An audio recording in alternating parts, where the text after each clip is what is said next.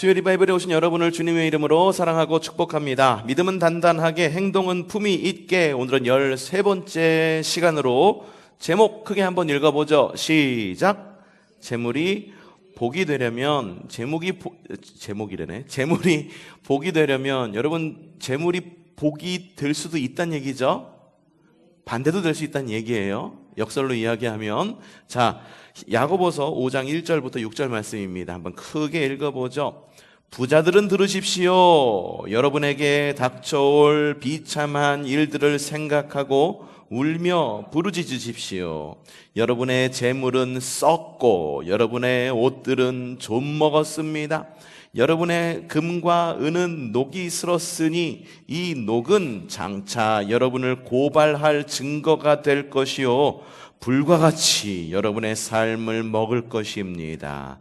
여러분은 세상 마지막 날에도 재물을 쌓았습니다. 보십시오. 여러분의 밭에서 곡식을 벤 일꾼들에게 주지 않고 가로챈 품삯이 소리를 지르고 있습니다. 그래서 그 일꾼들의 아우성 소리가 전능하신 주님의 귀에 들어갔습니다. 여러분은 이 땅 위에서 사치와 쾌락을 누렸으며 사륙의 날에 마음을 살찌게 하였습니다. 여러분은 의인을 정죄하고 죽였지만 그는 여러분에게 대항하지 않았습니다. 아멘. 자, 첫 구절이 이렇습니다. 부자들은 들으십시오 라고 이야기를 합니다. 자, 한번 손들어 봅시다. 나는 여기에 포함이 되지 않습니다 하시는 분 손들어 보십시오. 나는 가진 것도 없고 그러니까 나는 부자 아니야 라고 생각하시는 분 한번 손들어 보시겠어요? 그래요. 그러면은 나는 가진 게 이 정도면은 돼. 그래도 나는 부자야 라고 생각하시는 분 한번 손들어 보시겠어요? 네, 그래요. 네, 그래요. 좋습니다. 좋습니다. 자, 우리 교인들은 다 중산층이시죠? 그러면 대한민국에서 말하는 중산층이 어떤 기준인지 아세요? 중형차 이상 굴리셔야지 중산층입니다. 아파트 몇 평 이상 가지고 있어야지 중산층입니다. 제가 봤을 때 우리 교회 성도들은 많이들 그래도 글쎄 좀 열심히 이렇게 사시긴 하시지만 그래도 조금 더 부유했으면 좋겠다라고 하는 분들이 훨씬 더 많아요. 그래서 여러분들 헌금 생활하고 그리고 교회를 위해서 힘쓰고 그리고 또 지역을 위해서 힘쓰는 것을 보면은 그렇게 뿌듯할 수가 없어. 그렇게 뿌듯할 수가 없어. 자, 오늘은 부자들은 들으십시오 라고 말하는 거 보니까는 나는 가난하니까 나한테 하는 말은 아닌 것 같다 라고 생각하셨다고 한다면 천만의 말씀. 여러분, 이건 모두 우리에게 하는 이야기입니다. 왜냐하면 이 부자라고 하는 이 기준이 읽어보시면 아시겠지만 부자가 누구를 말하는지 아십니까? 한번 읽어보면서 우리에게 주시는 재물이 복이 되려면 과연 어떻게 하면은 재물이 복이 될 수 있을까? 돈 싫어하는 사람 있습니까? 없어요. 저는 싫어하죠. 좋아할 것 같아요? 돈이라면 그냥 사죽을 못 쓸 것 같아요? 그래요. 돈을 싫어하는 사람은 사실 없어요. 돌같이 돈을 보는 사람, 있으시면은 저희 집 앞에 돌들을 좀 버리시기를 부탁드리겠습니다. 자, 읽어보죠. 우리가 사는 세상은 재물이 전부이며 재물이 모든 것을 결정하는 시대입니다. 우리는 돈 없이는 아무것도 할 수 없습니다. 물고기가 물을 떠나서는 살 수 없듯이 사람은 돈을 떠나서는 살 수 없는 세상이 되었습니다. 재물은 우리의 일상뿐만 아니라 영적 삶에서도 매우 중요한 요소이며 동시에 매우 위험한 요소이기도 합니다. 성도들이 이 돈 때문에 사실 많이 힘들었들도 하시고 돈 때문에 많이 시험들도 들기도 하시고 돈 때문에 좀 여러 가지 일들을 겪기도 하세요. 그래서 중요한 요소이기는 한 것 같아요. 굉장히 중요한 것 같아요. 돈 없이 살 수 없어요. 당장 마트에 가서 쇼핑을 하려도 콩나물 하나 그냥 한 묶음 사려고 그래도 그냥 어느 정도의 재정을 지출을 해야지만 구입할 수 있고, 여러분이 지금 이렇게 우리가 지금 불을 켜놓고 방송 장비를 켜놓고 이렇게 예배를 드리고 있는데, 사실 이것도 월말이 되면 청구서가 날라오죠. 그래서 우리가 돈 없이는 안 되지만, 하지만 돈만큼 위험한 요소도 없다는 겁니다. 돈에 묶여가지고 돈 하다가 그냥 정말 약간 이상하게 되시는 분들도, 그냥 돈 하다가 좀 나임을 엮여서 얘기하려고 그랬더니만은 적절치 않은 것 같아가지고 그런 분들도 계시다라고 하는 거죠. 봅시다. 돈은 무조건 좋은 것도 아니며 무조건 나쁜 것도 아닙니다. 부자라고 불의한 것도 아니며 가난하다고 의로운 것도 아닙니다. 여러분, 여기 우리가 함정 빠지기 쉬워요. 성경에서 부자가 천국에 가는 것은 낙타가 바늘길을 들어가는 것보다 어렵다라고 말하니까 부자는 무조건 나쁜 사람. 그리고 성경에서 주님께서 가난한 자를 긍휼히 여기시고 가난한 자들과 함께 하니까 가난한 자는 모두가 다 예수님 편, 예수님은 가난한 자의 편을 드신다. 그것도 또한 아니다라고 하는 거예요. 그 반대도 마찬가지입니다. 재물은 하나님이 주시는 복 중 하나입니다. 하나님을 경외하는 자에게는 부와 재물이 있을 것이라고 시편 112편 3절에서 말하지요. 하나님 앞에 의로운 욥은 당대의 거부였습니다. 어부 아니에요, 여러분. 돋보기 잘 드세요. 돋보기 잘 드셔야 돼요. 거부였습니다. 족장 아브라함도 큰 부자였습니다. 반면에 믿음 때문에 부를 누리지 못한 사람들도 많습니다. 믿음 때문에 순교하고 재산을 몰수당하고 가난하게 산 사람들도 많이 있습니다. 재물은 하나님이 주시는 복이지만 하나님은 그릇된 부자, 악한 부에 대해서는 강력하게 책망하십니다. 자, 1절 시작. 부자들은 들으십시오. 여러분에게 닥쳐올 비참한 일들을 생각하고 울며 부르짖으십시오. 야고보 사도는 부자들에게 경고의 말을 선포합니다. 하지만 문맥을 살펴보면 이는 단지 부자만이 아니라 재물에 대해 잘못된 생각과 경제 생활이 바르지 못한 사람들을 향한 가르침입니다.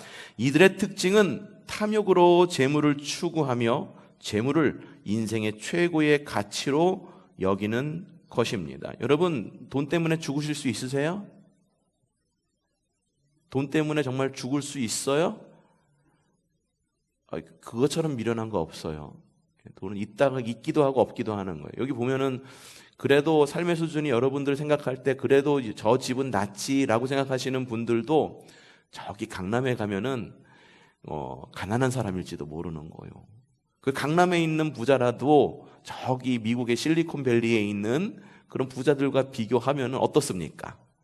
그냥 중산층 정도밖에 되지 않는 정도밖에. 그러니까 부라고 하는 것, 돈이라고 하는 것 상대적인 개념이고 절대적인 개념이 될 수가 없어요. 돈 때문에 죽겠다.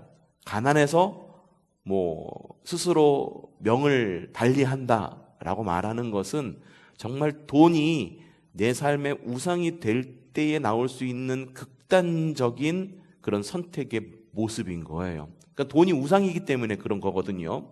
돈 필요합니다. 없어도 살 수는 있습니다. 우리 집 사는 거 보세요. 우리 집 사는 거 보세요. 우리 사는 거 보세요. 잘 살고 있잖아요. 그렇죠? 네, 그렇습니다.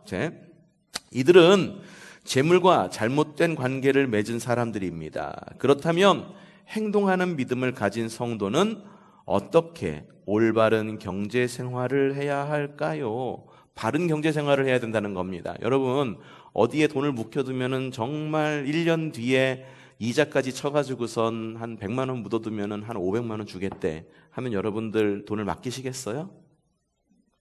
근데 실제 맡기잖아. 어디에 땅에 투자하면은 수익을 얻을 수 있어. 그럼 그 땅 구입해서 나중에 묵혀뒀다가 세금 안 낼 때쯤 해가지고 수익 올려서 투기를 하잖아. 그렇죠? 이게 바른 생활인가? 이 투기와 투자는 좀 다른 개념이죠. 그렇죠? 근데 요거는 지금 우리가 다룰 내용은 아니고, 그럼 주님께서는 이 돈에 대해서 뭐라고 말을 해야 하는가? 첫 번째, 시작! 바르게 벌어야 한다. 첫 번째는 바르게 버는 것입니다. 4절 시작. 보십시오.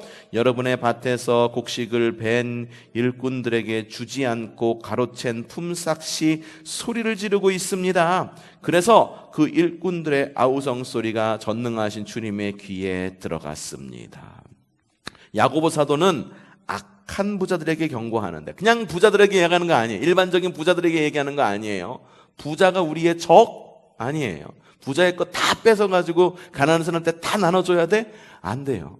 그렇게 하는 거 아니에요. 물론 어떤 국가적 차원에서 세금이라고 하는 하나의 장치로 좀 부의 올바른 분배를 위해서 어느 정도의 분배는 있어야 됩니다. 하지만 부자라고 그래서 다 나쁜 사람이다? 없어져야 될 존재다? 아니에요. 그러면 만약에 정말 우리가 그렇게 생각한다면 우리는 부자가 되어서는 안 되는 거죠. 나쁜 사람, 내가 부자가 되고 싶은 것은 곧 나쁜 사람이 되어야겠다라는 생각인 거잖아요. 나는 부자가 되고 싶은데 지금 내가 가난하다고 그래서 부자를 욕하거나 부자는 나쁜 사람이다라고 이야기하는 것은 그 역시도 잘못된 생각이에요. 아셨죠? 봅시다. 야고보 사도는 어떤 부자? 악한 부자들에게 경고하는데 그들의 문제는 어떻게? 불의하게 돈을 벌었다라고 하는 거예요. 악한 부자는 노동자들을 불러 일을 시킨 후에 일방적으로 임금을 지급하지 않고 체불했습니다. 주지 않았어요. 마땅히 줘야 될 걸 주지 않은 거죠. 임금 체불은 사용자가 근로자에게 마땅히 지급해야 할 임금을 지급하지 않고 미루는 행위입니다. 떼약볕에서 열심히 일한 일꾼들은 품삯을 받지 못해 고통 가운데 하늘을 향해 울부짖습니다. 그 일꾼들의 아우성이 전능하신 주님의 귀에까지 들렸습니다. 그런데 문제는 임금 체불이 어쩔 수 없이 벌어진 것이 아니라는 것입니다. 부자는 일부러 임금을 주지 않았습니다. 이것이 이 악한 부자가 돈을 버는 방법이었습니다. 그는 임금을 착취하고 가로챘습니다. 이 부자는 불의하게 돈을 벌고 재물을 쌓았습니다. 성경은 돈을 벌고 부를 쌓는 것이 나쁘다고 하지 않습니다. 문제는 어떻게 돈을 버느냐입니다. 성경은 잘못된 방법으로 부를 축적하는 것을 경고합니다. 재물과 잘못된 관계를 맺은 사람은 재물을 얻는 방법이 잘못되어 있습니다. 이 부자의 문제는 돈을 벌고 모으는 방법이 잘못된 것에 있습니다. 하나님은 잘못된 방법으로 얻은 재물을 인정하지 않습니다. 이 말씀이 어디 말씀이에요? 신명기 말씀이죠. 읽어보죠. 시작. 곤궁하고 비난한 품꾼은 너희의 형제든지 내 땅 성문 안에 우거하는 객이든지 그를 학대하지 말며 그 품삯을 당일에 주고 해 진 후까지 미루지 말라. 이는 그가 가난함으로 그 품삯을 간절히 바람이라. 그가 너를 여호와께 호소하지 않게 해라. 그렇지 않으면 그것이 내게 죄가 될 것임이라. 개역개정 말씀이네요. 이것이 하나님께서 주신 법입니다. 하루 벌어 하루 사는 일꾼들에게 그날의 품삯을 미루지 말고 주라고 하셨습니다. 하나님은 그들의 호소를 들으신다고 하셨습니다. 야고보서가 기록될 당시 많은 이들이 하루 품삯으로 사는 하루살이 품꾼이었습니다. 그들이 받는 삭은 겨우 하루 먹고 살 정도였습니다. 품삯을 받지 못하면 굶을 수밖에 없는 절박한 상황에서 일했습니다. 이런 상황이 계속되면 일꾼들이 법정에 호소합니다. 법을 통해 해결하려고 합니다. 법정을 통해 권리를 보장받으려는 것은 당연합니다. 그러나 법정에서조차 불의한 재판이 내려집니다. 6절 시작. 여러분은 의인을 정죄하고 죽였지만 그는 여러분에게 대항하지 않았습니다. 여기서 의인은 우리를 부요하게 하시려고 대속의 가난을 짊어지신 예수님을 상징하지만 앞에서 말한 품삯을 받지 못해 법정에 호소하는 사람들이기도 합니다. 두 가지 의미를 다 품고 있어요. 그러나 법정은 오히려 의로운 약자를 누르고 불의한 부자의 손을 들어줍니다. 야고보서 사도는 2장 6절에서 말합니다. 시작. 그런데 여러분은 가난한 사람을 업신 여겼습니다. 여러분을 압박하는 사람은 부자들이 아닙니까? 또 여러분을 법정으로 끌고 가는 사람도 바로 그들이 아닙니까? 돈에 매수된 법관들은 불의한 판결을 내리고 불의한 부자들의 악한 행위는 멈추지 않는 사회적 악순환이 계속됩니다. 예레미야 선지자는 이와 같이 경고합니다. 예레미야 22장 말씀 시작. 불의로 궁전을 짓고 불법으로 누각을 쌓으며 동족을 고용하고도 품삯을 주지 않는 너에게는 화가 미칠 것이다. 야고보 사도도 경고합니다. 1절 시작. 부자들은 들으십시오. 여러분에게 닥쳐올 비참한 일들을 생각하고 울며 부르짖으십시오. 그렇습니다. 경제생활은 신앙생활의 중요한 영역입니다. 우리는 바른 모든 삶의 영역에서 하나님의 말씀을 따라야 합니다. 바른 경제생활의 시작은 바른 경제관을 가지고 바른 방법으로 소득을 얻는 것입니다. 우리는 일터에서 성실하게 힘써 일해야 됩니다. 돈을 벌기 위해 사람을 이용해서는 안 됩니다. 거짓과 속임수를 써도 안 됩니다. 우리가 얼마를 벌든 정직하고 성실하게 일해 번 것이야말로 소중하고 가치 있는 재물입니다. 하나님이 기뻐하시는 재물입니다. 잠언 13장 11절 시작. 쉽게 얻는 재산은 줄어드나 손수 모은 재산은 늘어납니다. 여러분 이거 느끼시지 않아요? 느끼죠? 여러분 우리 청산면에서 주는 1인당 15만 원씩 주는 그거 있죠? 그거 여러분 잘 쓰시죠? 그쵸? 잘 쓰는데 우리가 일해서 받은 게 아니고, 그쵸? 일해서 받은 게 아니고 나라에서 복지 혹은 이게 기본소득이 주어졌을 때 어떠한 일이 일어나는지 시험적으로 우리에게 주는 거죠. 우리가 일했기 때문에 준 게 아니죠. 그거 어떻게 사용하세요? 소중하게 아끼고 아꼈다가 정말 내가 땀 흘려 번 것처럼 정말 아꼈다가 막 무엇인가를 갖다가 막 정말 보람차게 막 쓰나요? 대부분 그렇게 안 써요. 그동안에 내가 하지 못했던 것들, 그런 것들을 갖다가 그냥 쉽게 싹 긁어버리죠. 그래요. 원래 그래, 우리가 그래요. 쉽게 얻은 재산은 쉽게 줄어들어요. 그런데 손수 모은 재산은 어때? 쓰기가 아까워서 벌벌벌 떨게 되죠. 사실 근데 이 두 가지 모습 다 사실 잘못된 모습이에요. 쓰기 아까워서 벌벌벌 떠는 것, 이게 옛날에 있었잖아요. 스크루지 영감이라고 있었잖아요. 이 겨울철이 되면 스크루지 영감 이야기가 나오잖아요. 그렇죠? 그래가지고 손이 굽어가지고선 이게 이제 써야 될 때도 못 쓰고, 그리고 가난한 사람이 있어도 이제 마음을 열지 못하고, 그런 경우. 솔직히 두 가지가 다 잘못된 돈에 대한 자세입니다. 일확천금을 꿈꾸지 않고, 이거 중요합니다. 일확천금 여러분 받기를 원하죠. 일확천금이라고 하는 건 갑자기 큰 돈을 얻는 것, 오죽했으면 큰 돈이 필요하겠습니까? 그런데 내가 아무것도 노력하지 않고 일확천금을 얻는 것. 카페가 있잖아요. 그렇죠? 그리고 제 동생도 사업을 해요. 제 동생도 개인 사업자예요. 근데 제 동생은 단가가 커. 그래서 물건 하나를 팔면은 어느 정도 10만 원, 20만 원, 30만 원, 어떻게 50만 원 이렇게 이런 식으로 이게 남습니다. 근데 카페는 어때? 카페는 커피 한 잔 팔면은 1,000원, 2,000원, 3,000원 이렇게 남는 게 모이는 거죠. 그래서 얼마 전에 집에 갔어요. 집에 갔더니만은 동생이 있더라고요.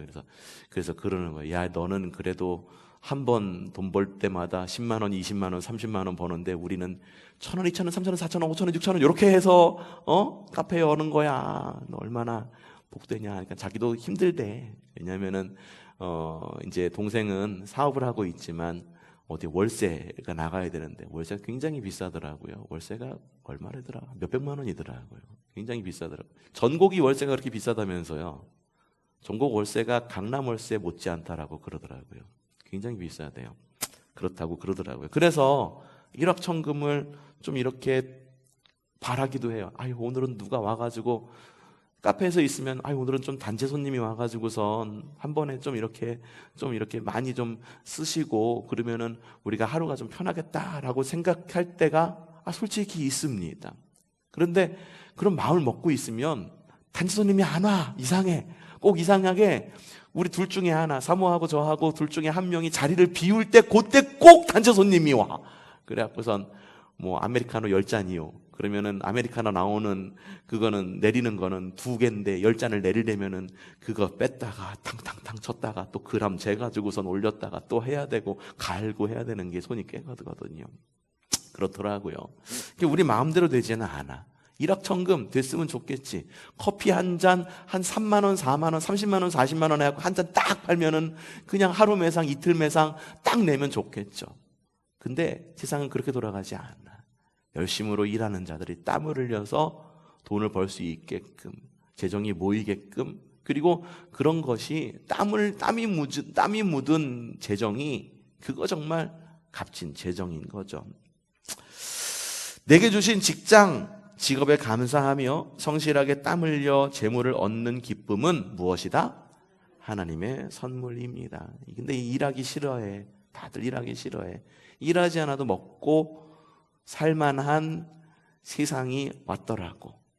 일하지 않아도 이게 실업급여 받으면은 일하는 것보다 편하게 있을 수 있겠더라고요. 그래서 참 이게 일하는 사람들이 바보가 되는 세상이 되어서는 안 되는데, 물론 이렇게 어려움 가운데 있는 분들도 있어요.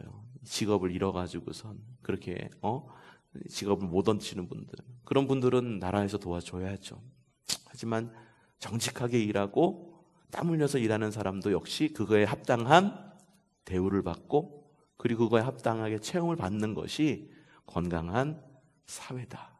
그리고 그것을 통해서 우리는 복을 누리는 거다라는 거죠.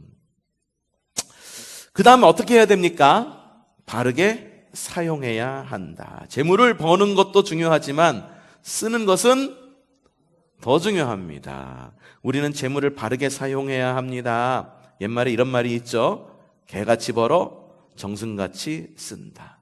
정승은 고려시대의 으뜸가는 벼슬이지만 여기서는 고상하고 훌륭한 사람을 말합니다. 천한 일을 해서 번 일라도 보람 있고 가치 있게 쓰라는 것입니다. 이 말은 직업의 귀천을 따질 때 사용됩니다. 개같이 버는 천한 직업은 없습니다. 직업은 다 소중해요. 네?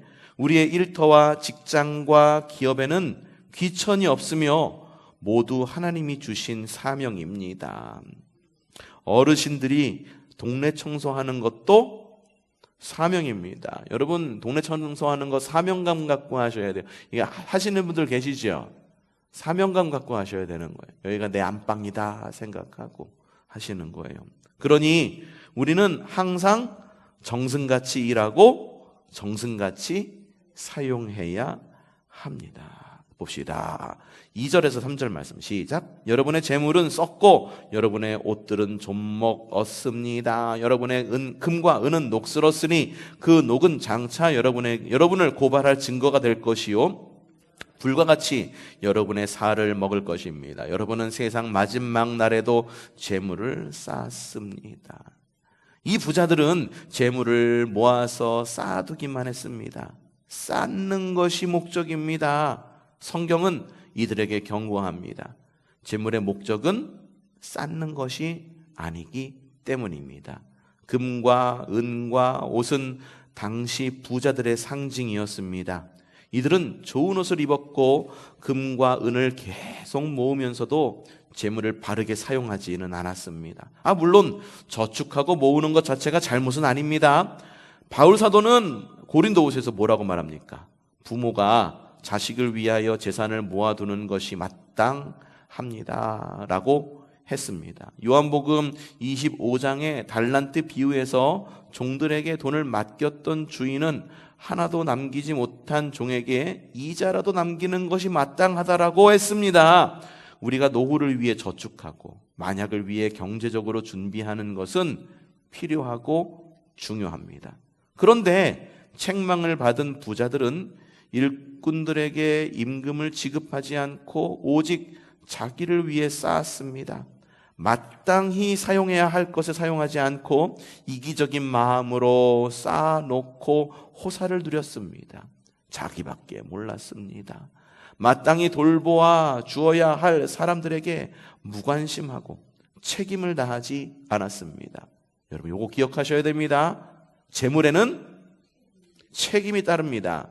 바르게 버는 것도 중요하지만 번 돈에 대한 책임을 잊지 말아야 합니다. 재물은 바르게 사용하고 선하게 사용할 때 진정한 복이 됩니다. 재물은 어떻게 벌고 어떻게 사용하느냐에 따라 가치가 결정됩니다. 돈이 많다고 부자가 아니라 필요한 곳에 책임 있게 사용하고 베푸는 사람이 부자입니다. 재물에 대한 우리의 바른 생각은 뭐다? 모든 재물의 주인은 하나님이시다 라는 믿음입니다. 여러분, 지갑 다 가져오셨어요? 지갑 열어보세요. 안 가져오셨어. 야, 다행이다. 그쵸? 다행이다. 야, 최 목사가 이렇게 얘기할 줄 어떻게 알고 지갑을 한 명도 안 가져오셨을까? 그래요. 재물은 하나님이 주신 은혜이고 복이라는 믿음을 가질 때 우리의 재물의 주인이신 하나님이 원하시고 기뻐하시는 방법으로 벌고 하나님의 뜻에 따라 재물을 사용하게 됩니다. 우리는 열심히 일해서 재물이라는 가치를 만들었습니다. 그런데 재물의 참 가치는 무슨 목적으로 어떻게 사용하느냐로 결정됩니다. 바울 사도는 이야기합니다. 디모데전서에서 누구든지 가족을 돌보지 않으면 그는 벌써 믿음을 저버린 사람이요 믿지 않는 사람보다 더 나쁜 사람입니다. 그리고 이어서 말합니다. 6장 10절에서 돈을 사랑하는 것이 모든 악의 뿌리입니다. 그렇습니다. 돈은 사랑의 대상이 아닙니다. 돈을 사랑함이 모든 악의 뿌리가 됩니다. 여러분, 돈 좋아할 수 있어요. 하지만 돈을 사랑하면 안 됩니다. 우리 청년들에게도 이야기하고 싶은 게 연애할 때 좋아하고 사귀고 하는 것 좋아. 근데 너무 깊이 사귀지 않았으면 좋겠어. 근데 요즘에는 너무들 다 깊이 사겨. 너무 깊이 사겨. 자신의 모든 것을 다 깊이 사겨. 마치 결혼할 것처럼 20대 초반 아니면 뭐 10대 중반부터 아이들이 그래요. 근데 상실감이 훨씬 더 커. 잘못된 거예요, 사실. 잘못된 거. 뭐냐면 그것이 전부인 것 마냥 그냥 너무너무 깊이 좋아하는 거. 사랑하는 거지. 사랑이 잘못한 거야? 예, 사랑은 잘못한 건 아니에요. 사랑하는데 뭐 하래? 하지만 그게 누구냐가 봐야죠. 얼마나 사랑하느냐를 봐야죠. 나보다 더 사랑해? 모르겠어요. 어쨌든 돈을 사랑하는 것이 모든 악의 뿌리입니다.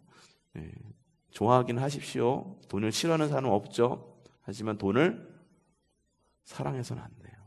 돈을 사랑하는 것은 짝사랑이에요, 여러분. 그렇습니다. 돈은 사랑의 대상이 아닙니다. 돈을 사랑함이 모든 악의 뿌리가 됩니다. 재물을 사랑하면 재물이 우리의 주인이 되기 때문입니다. 그렇죠? 그것이 내 주인이 돼. 주인이라고 하는 건 내가 다룰 수 있다라고 생각할 때 역전이 되어서 그것이 나의 주인이 되어버립니다. 재물의 주인은 하나님이시며 하나님은 하나님과 이웃을 사랑하는데 재물을 사용하기를 원하십니다. 그런데 경고와 책망을 받은 부자들은 반대로 살았습니다. 그들은 재물을 사랑했습니다. 그 결과 사람을 돌보고 사랑하지 않았습니다. 임금을 제대로 주지 않고 가난한 이웃을 돌보지 않았습니다. 사랑하고 돌봐 주어야 할 사람들에게 무관심했습니다. 주님께서 말씀하셨습니다. 누가복음 12장 15절에 너는 조심하여 온갖 탐욕을 멀리하여라. 재산이 차고 넘치더라도 사람의 생명은 거기에 달려 있지 않다. 여러분, 돈을 위해 목숨을 걸면 안 돼요. 목숨 걸고 돈 번다? 그것처럼 미련한 것 없어요. 뒤에 또 이런 얘기가 또 나와요. 재물을 바르게 사용하는 것은 성도의 사명입니다. 우리도 재물을 쌓습니다. 그러나 쌓는 방법이 다릅니다. 우리는 재물을 어디에 쌓는다? 저금하지 말라는 이야기 아니에요. 이거 뭐 돈 벌지 말라는 이야기 아니에요. 교회 헌금하라, 다 전액 헌금하세요, 이걸 이야기하는 거 아니에요. 선한 일에, 사람을 위해, 주님의 영광을 위해 사용할 때 재물은 하늘에 쌓입니다. 주님은 말씀하십니다. 마태복음에 이렇게 적혀있죠. 크게 시작. 그러므로 자기를 위하여 보물을 땅에다가 쌓아두지 말아라. 땅에서는 좀이 먹고 녹이 슬어서 망가지며 도둑이 들고 뚫고 들어와서 훔쳐간다. 그러므로 너희를 위하여 보물을 하늘에 쌓아두어라. 거기에는 좀이 먹고 녹이 슬어서 망가지는 일이 없고 도둑들이 뚫고 들어와서 훔쳐가지도 못한다.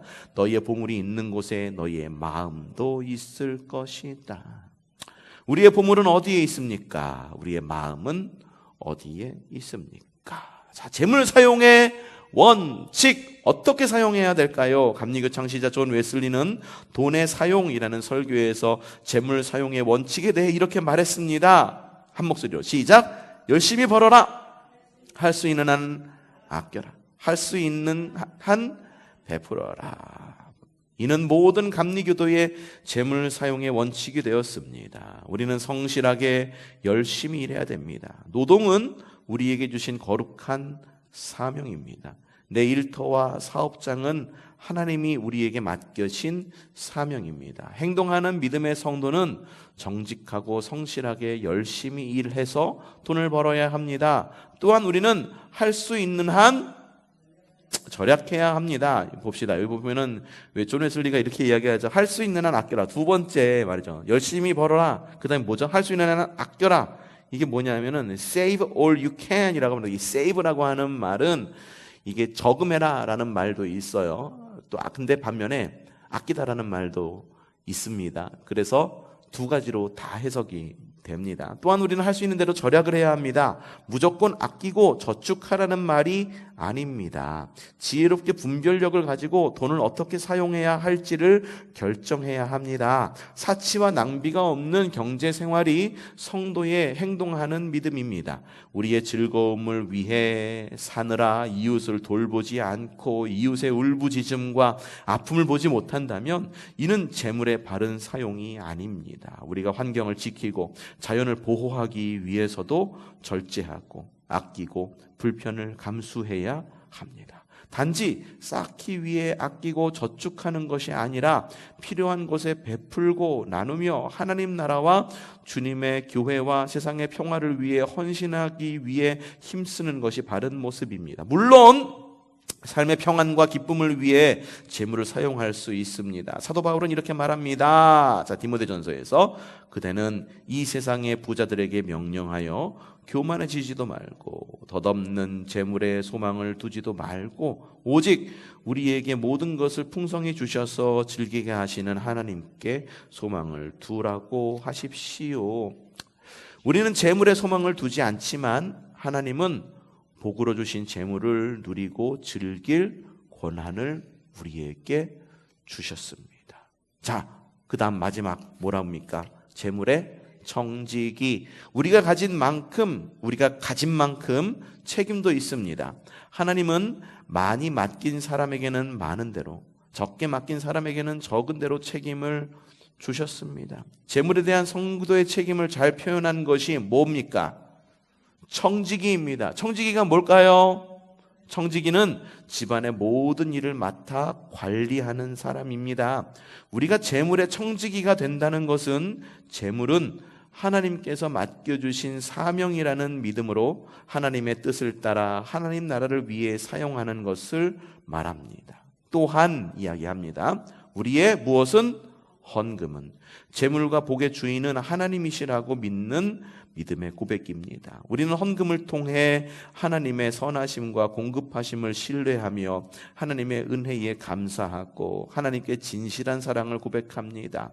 우리는 헌금을 통해 선한 일에 참여합니다. 봉사와 구제, 선교와 전도, 예배와 모든 사역을 통해 주님의 선한 일을 이루어 갑니다. 또한 헌금은 하나님이 베풀어 주실 복의 씨앗입니다.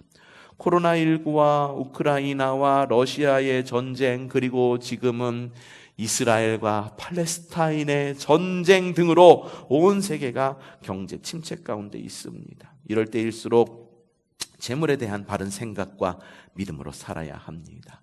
부족함을 불평하지 말고 은혜로 주신 작은 것에도 감사해야 합니다. 어떤 상황 속에서도 은혜의 주님이 우리와 함께 하심을 신뢰합시다. 항상 믿음의 생각을 하며, 죄송합니다. 자꾸 오늘 틀리죠. 안경을 잘못 쓰고 왔어요. 가까이 있는 게 안 보여. 그래가지고 지금 그래요. 어려움 중에도 나눔과 섬김의 삶을 멈추지 맙시다. 작은 것이라도 사랑의 마음으로 나눈다면 우리의 삶은 주님의 사랑 안에서 평안하고 소망이 넘칠 것입니다. 돈으로 집을 살 수는 있어요.